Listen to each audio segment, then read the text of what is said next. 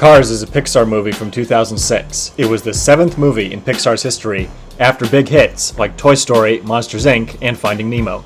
But Cars is, frankly, a bad movie, and it promotes a bad philosophy.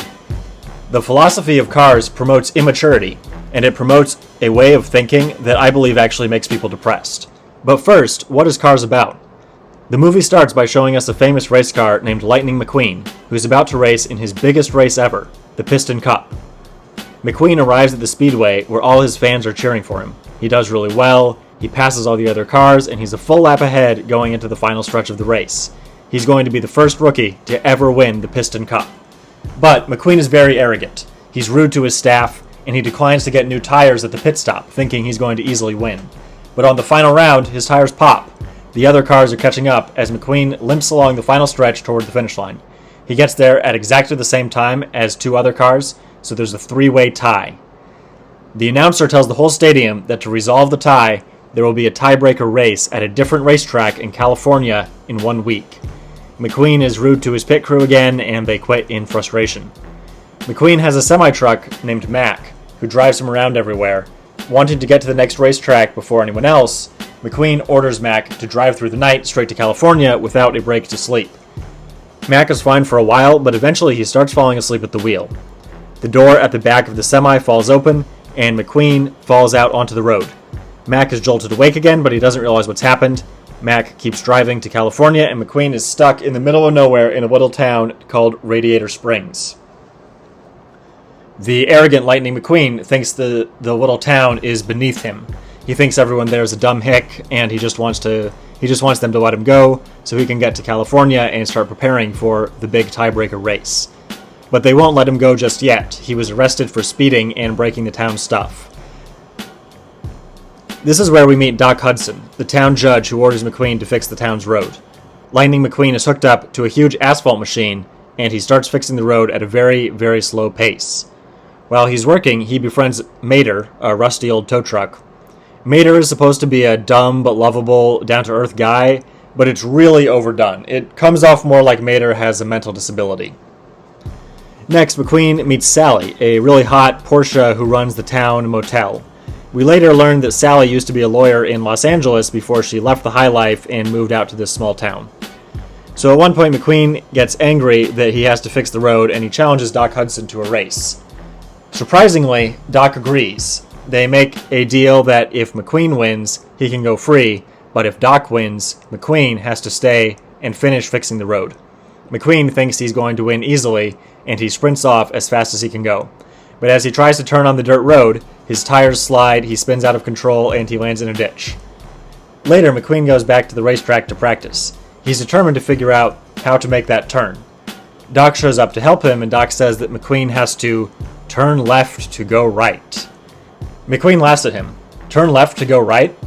That sounds like nonsense. Just something a stupid old car would say. Once McQueen has finished the road, he doesn't immediately leave because by now he's befriended the people in the town.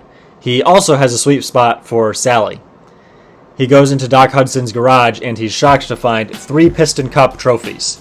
It turns out Doc Hudson is actually the fabulous Hudson Hornet, a famous race car from decades ago who was the best rookie ever until he got injured in an accident and had to leave racing for good. Doc doesn't like to be reminded of his past, and he calls the media to come pick up Lightning McQueen and take him to his race in California. As he goes into the big tiebreaker race to win the Piston Cup, Lightning McQueen is a changed man. He now has more appreciation for other people. He looks over to the pit, and he sees that Doc Hudson and the other guys from Radiator Springs have come over to be his pit crew. McQueen's biggest rival in the race is Chick Hicks, who's a real jerk. Chick cheats by bumping into the other race car, causing him to crash. McQueen passes everyone, and he's going to win the race, but then he stops right before the finish line. He goes back and helps out the other race car who is lying badly damaged on the side of the track. Chick gets across the finish line first, and McQueen pushes the other race car to the finish line so that they can both finish the race. McQueen gives up the Piston Cup, but he's happy that he did a nice gesture for the other race car. Alright, so why is this movie so bad? First, the writing is awful. The dialogue is extremely forced. The characters verbalize every little thing. Instead of relying on good cinema to convey meaning, they have the characters verbally state everything. Good writers use the show don't tell principle. This movie doesn't use that principle at all.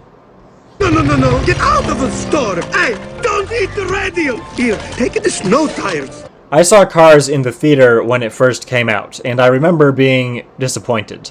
I had really liked The Incredibles and Monsters, Inc., and Cars did not live up to that standard at all. There were things about the movie that I found really off-putting, but I didn't yet know how to put my concerns into words. Cars is a Pixar movie, and Pixar had previously made really good movies.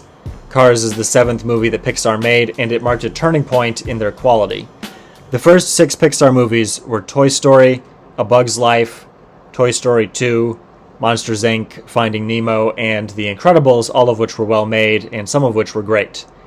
But next they made Cars, Ratatouille, WALL-E, Up, and Toy Story 3. Not terrible, but not nearly as good as their first movies. Cars marked a turn toward worse dialogue and worse writing. And also, Cars was a full expression of a really bad philosophy, which had some presence in the early Pixar movies, but became really prominent in the later movies. The lesson of the movie is winning doesn't matter. At the very beginning, we see Lightning McQueen calling everyone losers. 1 winner, 42 losers.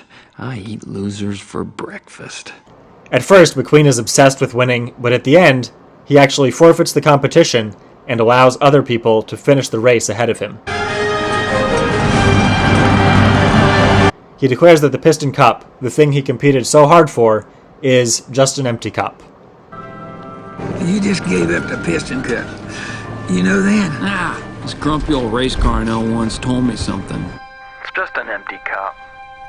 The older and wiser race car in the movie treats this as great wisdom. And it's not just the race. The cars whom McQueen meets in Radiator Springs are the kind of people who are sometimes called losers. They live in a podunk town in the middle of nowhere that's slowly dying out. They're ignored by the fast cars who drive right past their town on the highway. They're not very sophisticated. Their businesses are failing. And Mater has some kind of mental disability. Lightning McQueen initially has contempt for them, but he learns to like them.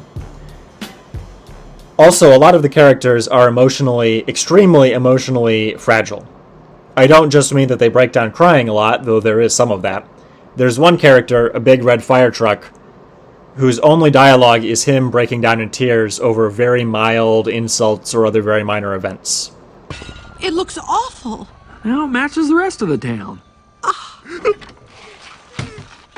Red? If I saw a grown adult who was constantly breaking down crying over minor things, I would find that disturbing. The creators of this movie seem to find it funny. But there's also another kind of emotional fragility that you see in all the characters in this movie. They're constantly trying to turn minor, inconsequential interactions into something very personal, very profound. Hey, thank you. What did you just say? Thanks for letting me stay here. It's nice to be out of the impound, and it's great.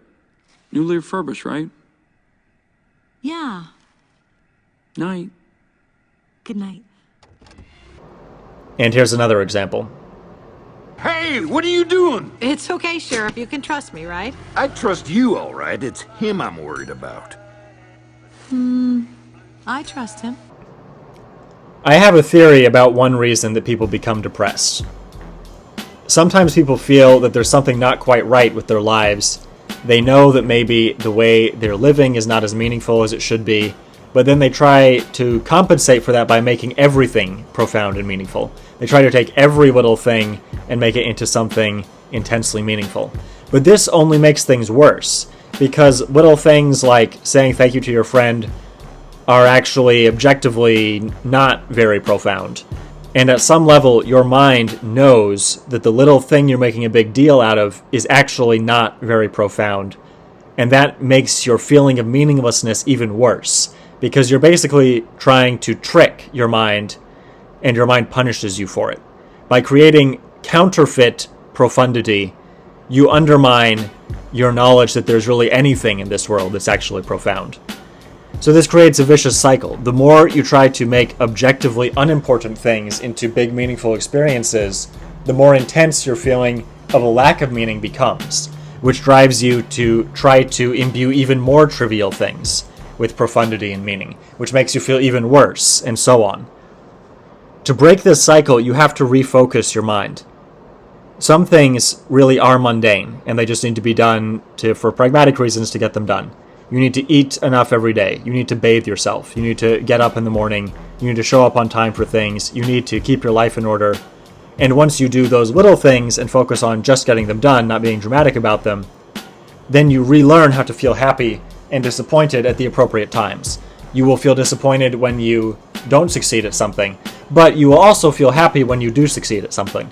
You can't force yourself to feel happy all the time, regardless of results. Because aligning your mind with reality and allowing yourself to feel bad about things that are actually bad opens up the space for you to feel happy about the things that are actually good. Deep down, your mind knows what is real and what isn't. So when you stop trying to trick yourself with false happiness, your mind allows you to start feeling true happiness. So McQueen and Sally shouldn't make a huge deal out of him saying thank you for letting him stay there for the night. They should just have a friendly interaction. Sally shouldn't ask the sheriff if he trusts her in an emotionally laden voice. She should just tell him what she wants to do. There's no reason to make this about an interpersonal issue of trust. You can just assume that they trust each other. So now let's get back to the show's main theme, which was it's not about winning. That's actually a really bad way to go through life. Winning actually does matter, because we are flesh and blood creatures in the real world, and there are things which we objectively need. You need to win at having enough to eat. If you don't have enough to eat, if you lose at that, you will starve to death, and no amount of positive attitude is going to save you. You need to win at having the social skills to connect with other people, because it's objectively good to go through life with friends and a romantic partner. And you cannot have that if you never develop your ability to connect with people. Merely having a positive attitude isn't good enough. Sometimes success and failure really do matter. At the end of the movie, we see Lightning McQueen forfeit the race, giving up his dream of winning the Piston Cup. This is presented as some kind of deep wisdom and a good thing, but it's actually a really bad thing. He worked very hard to train for the Piston Cup. He should finish the race. He could have finished the last lap, won the race, and then circled back to help the King, who's the other car, finish the race. There was no point at all in forfeiting. But also, even if he did have to choose between winning and helping the other car, he should have chosen to win. That's what the race is about. All three cars entered the race because they wanted to win. Lightning McQueen had no obligation to forfeit the race just to do a nice thing for the King. There would be plenty of opportunities to do nice things for people after the race. Now, for what it's worth, I don't believe in calling people losers like McQueen did at the beginning of the movie. Yes, some people objectively lose in life, but that's a really sad thing. We absolutely should not make fun of them or gloat about it. The fact that we don't make fun of people for struggling and losing in life doesn't mean that we stop trying to win in our own trials and challenges. Lightning McQueen and Doc Hudson say that the Piston Cup is just an empty cup, but it's not just an empty cup. It's representative of a thing they worked really hard for. Now, there is another aspect to this. Sports are objectively pretty silly. Achievement in sports obviously matters less than achievement at things that actually affect your real life, like having enough to eat, having a great romantic relationship, building something, creating art or music that you think is great. Sports is less important than basically anything else you could be doing. Frankly, I think that sports are bad. I don't think that adults should be playing games with balls. And one of the many reasons that sports are bad is that sporting achievement can become a counterfeit of real life achievement. This results in some people who spend way too much of their lives on ball games, or people who get emotionally invested in their ball game team winning. But there's another side of the coin. Sometimes when people correctly perceive that winning at sports is kind of meaningless, they then conclude that winning in general is meaningless. The attitude of the people who created cars, that winning doesn't matter, is a really poisonous attitude. And I think that one of the things that causes people to have this attitude, this really poisonous attitude, is sports. I think some people correctly realize that sports are just a pointless game, but then they lose their grip on the fact that life itself is very much not a pointless game. Winning at sports doesn't matter, but winning in life absolutely does matter. Now let's go back to the time where Doc Hudson told Lightning McQueen to turn left to go right. I'll put it simple. If you're going hard enough left, you'll find yourself turning right. This is supposed to be a metaphor in which drifting in a car is compared to life.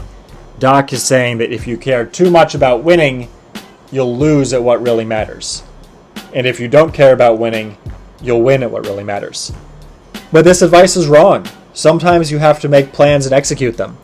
Sometimes you have to directly go for what you want, not do something else and just hope good things will happen to you along the way. Like so much of the other dialogue in this movie, Doc is trying to be profound, but in a way that's really not profound at all. Turn left to turn right is not deep wisdom, it's the silliness of a fortune cookie. Life is real. Sometimes you have to go for things directly, make a plan, and execute it. And if you win, you're happy, and even if you lose, at least you know you tried your best. Don't let life pass you by because you're busy messing around with fortune cookie slogans instead of dealing with the real world.